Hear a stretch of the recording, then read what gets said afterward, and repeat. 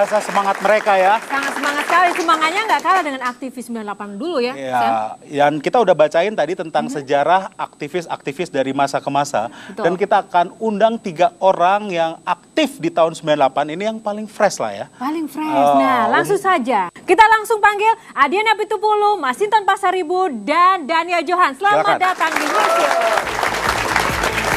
Ayo Bang.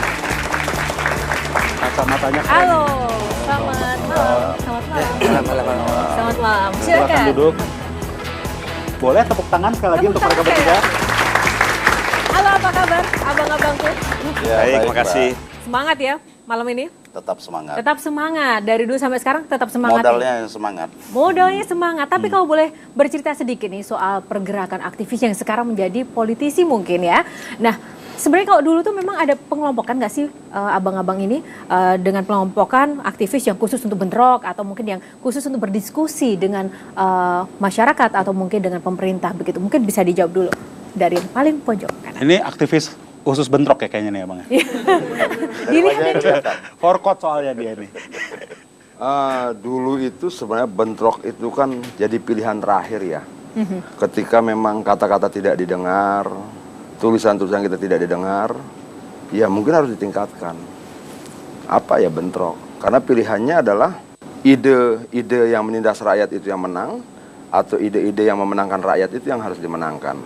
Dalam pilihan seperti itu, bentrok bukan keinginan, tapi bagian dari dialektika lapangan yang kadangkala dibutuhkan. Ya, jadi kalau kita mengedepankan aktif non-violence dalam pergerakan kita ya, tapi semuanya kan tergantung dinamika di lapangan, bahwa ide pergerakan itu selalu tidak sama dengan ide penguasa. Nah, kita mendesakkan ide-ide perubahan. Nah, penguasanya kan cenderung status quo. Penguasa itu dia memiliki instrumen, alat-alat untuk menindas. Nah, kita menentang itu. Yang kita tentang adalah yang kita kedepankan idenya, bahwa di lapangan dinamikanya ternyata aparatnya represif, yaitu ekses dari aksi yang kita lakukan. Oke. Kalau Bung Daniel? Ya, kalau kita dulu sangat menghindari adanya bentrokan, karena perjuangan waktu itu adalah memperkuat proses transisi.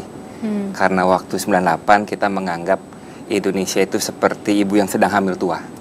Pasti akan segera lahir Jadi ini perubahan. kalau istilah Betawinya mereka ini tidak pernah jual, tapi kalau ada yang jual dibeli, gitu ya Bang, kira-kira ya. Ini kan sekarang bisa dibilang kalau bahasa jeleknya tren ya, tapi oke lah, banyak aktivis yang akhirnya menjadi masuk ke politik praktis, masuk ke parlemen, bahkan ada yang masuk ke pemerintahan, jadi eksekutif. Nah, dan bukan hanya kalian bertiga kan awalnya, jadi yang sebelumnya juga sudah ada yang masuk. Ini apa nih yang bisa kasih jaminan ke masyarakat bedanya dengan aktivis yang tahun-tahun lalu udah masuk di parlemen? Bang Adian dulu nih. Kalau menjamin tidak ada ya, ini kan bukan sesuatu yang bisa dijamini, tetapi melihat rekam jejak lah paling tidak kan, mungkin ada agak sedikit berbeda. Aktivis 98 ini kan dia di lapangan jauh lebih lama dibandingkan aktivis generasi sebelumnya. Aktivis 98 itu tidak bisa dipatok tanggal 18 Mei 98, tapi dia harus dilihat 97, 96, 95, 94, itu kan terus tidak berhenti. Soeharto jatuh di 98, 2000, 99, 2000, 2001 sampai bisa dibilang demonstrasi terakhir itu sekitar 2006. Jadi di jalannya itu hampir 10 tahun rata-rata. Nah, tidak ada ujian yang lebih baik selain di lapangan itu sendiri. Jadi sudah matang di lapangan lah ya, Artinya untuk terjun ke politik. Kalau praktis di ya. politik ini kan kita cuma dibully di media massa, di sosmed. Kalau di lapangan kita dibully fisik, dipukul, Tapi ada beban nggak? Karena melihat fenomena DPR yang sekarang, itu kan memang banyak dibully. Anda sebagai aktivis memperjuangkan hak rakyat secara langsung di lapangan. Masuk ke DPR yang notabene sekarang rakyat udah sedikit apatis dengan DPR, Dewan yang baru awal kemarin aja sudah dobrak meja, dorong meja. Nah, image DPR yang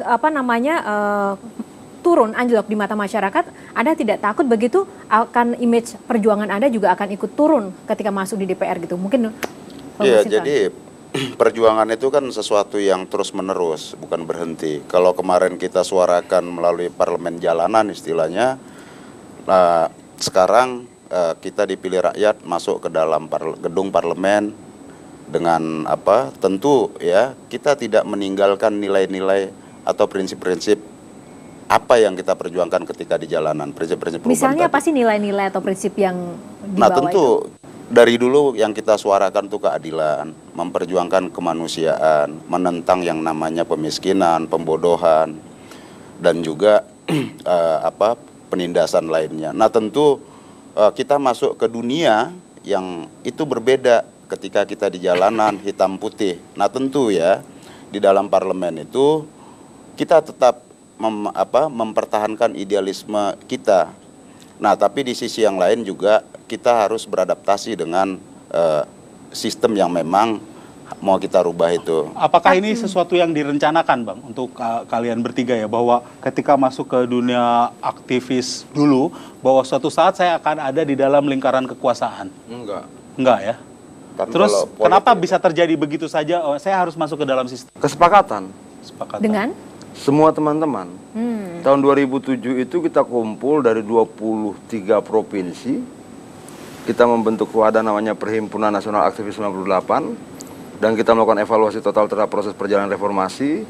Dan kita sama-sama kecewa. Dan kita mendapatkan satu jawaban bahwa kenapa yang jahat ada di sana. Karena kita atau yang dalam posisi menurut kami lebih baik tidak ada di sana. Lalu pilihannya apa? Ya kita harus masuk. Nah sejak 2007, 2008, 2009 semua teman-teman berpencar ke semua partai. Dan itu kesepakatan. Ada yang masuk PKB, ada yang masuk PDI Perjuangan, ada yang masuk Hanura bahkan.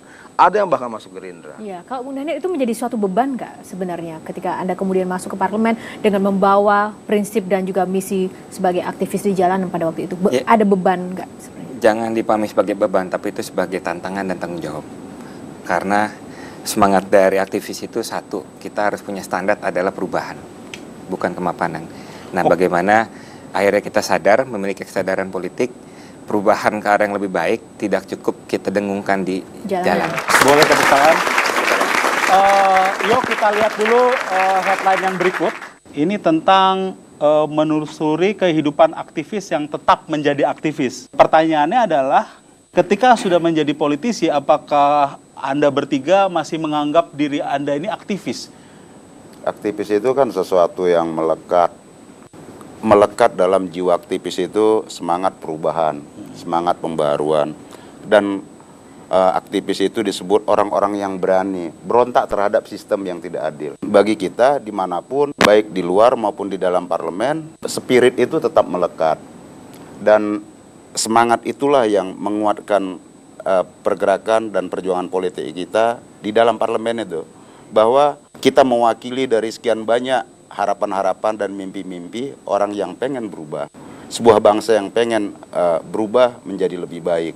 Nah, itu melekat pada kita. Sehingga kita pun harus membawa nilai-nilai tadi. Nilai-nilainya apa? Tentu kita menentang yang namanya kolusi, korupsi, dan nepotisme. Nah, tentu semangat kita juga baik di luar maupun di dalam, semangatnya harus tetap sama. Jangan korupsi. Kita harus menjaga jarak dari sistem yang korup tadi. Jangan larut dalam sebuah Dicatat proses ya. yang... Kita catat dulu. Catat dulu. Kita masih akan bicara dengan 3 orang politisi muda ini. Memang enak jadi politisi itu, Yo. Kenapa? Jadi kalau ketika tidak konsisten, bisa pakai kata lain yang namanya fleksibel. Oh. Kalau ketika kita tidak nurut atau kita misalnya ngeyel, kita bisa pakai kata lain yang namanya konsisten. Jadi enak jadi Konsisten. politisi, dan kita akan tetap bicara dengan 3 orang politisi muda ini. Jadi jangan kemana-mana, tetap di New Show. Saya pernah selama 3 bulan itu bikin bungkus pisang goreng.